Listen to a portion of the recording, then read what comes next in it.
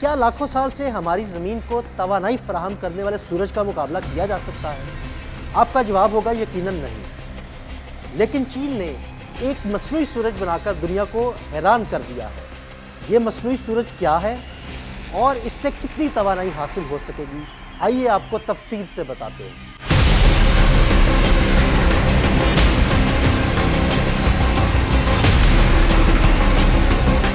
توانائی کے نئے ذرائع کی تلاش میں ایک بڑی پیش رفت۔ چین نے اپنی مصنوعی سورج مشین، جسے EAST کہا جاتا ہے، اس سے جوہری فیوژن کے ریکارڈ کو توڑتے ہوئے 1000 سیکنڈز تک پلازما کا تسلسل برقرار رکھنے میں کامیابی حاصل کر لی ہے۔ چین نے 2023 میں قائم اس مشین کے 403 سیکنڈز کے پرانے ریکارڈ کو بھی پیچھے چھوڑ دیا ہے۔ رپورٹ کے مطابق توانائی کی ضروریات پوری کرنے کے لیے جوہری فیوژن تیار کرنا سائنسدانوں کا طویل عرصے سے ایک ہدف رہا ہے، لیکن درجہ حرارت کو 100 ملین ڈگری سیلسیس سے بھی زیادہ تک پہنچانا اور اس کے طویل مدتی آپریشن کو برقرار رکھنا ہمیشہ ایک چیلنج ثابت ہوا ہے۔ تاہم 1000 سیکنڈز تک سسٹم کو مستحکم کرنے سے سائنسدانوں کا خیال ہے کہ ٹیکنالوجی کو بہتر بنانے کی کوشش میں ایک اہم سنگ میل حاصل کر لیا گیا ہے۔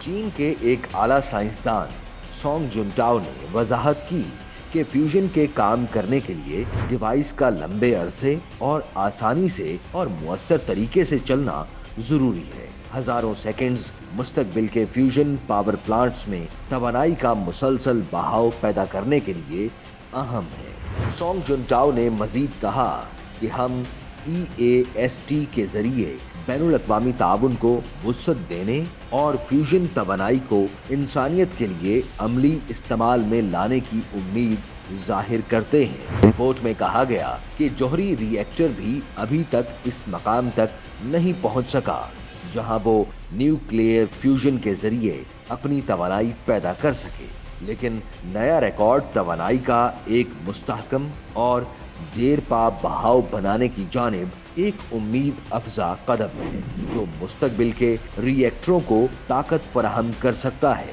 چینی سائنسدان 2006 سے EAST ری ایکٹر کے ساتھ کام کر رہے ہیں، جس حوالے سے لاکھوں ٹیسٹ کر چکے ہیں۔ EAST کی کامیابی سے حوصلہ افزائی کرتے ہوئے چین اب انہوئی میں ایک نئی جدید فیوژن ریسرچ کی سہولت تعمیر کر رہا ہے۔ اس سے فیوژن توانائی کی ترقی کو تیز کرنے میں مدد ملے گی۔